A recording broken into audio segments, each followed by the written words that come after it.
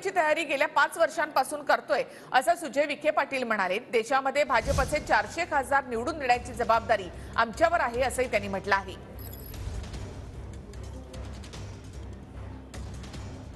2024 ला मी निवडणूक लढवण्यासाठी सज्ज आहे।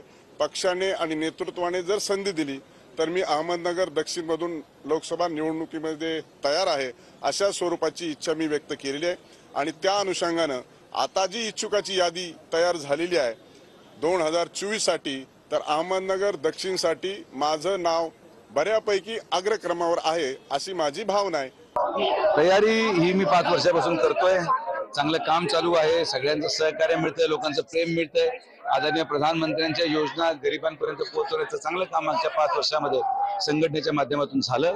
मला विश्वास आहे की या ठिकाणी अहमदनगर दक्षिणमध्ये भारतीय जनता पार्टीचा खासदार 5 लाखापेक्षा अधिक मतांनी निवडून येईल ही जनतेची भावना आहे। आणि आदरणीय प्रधानमंत्री नरेंद्र मोदींना 400+ खासदार देण्याची जबाबदारी ही महाराष्ट्रातून सगळ्या सरकारने आणि नगर जिल्ह्यातून सगळ्या कार्यकर्त्यांनी घेतलेली आहे।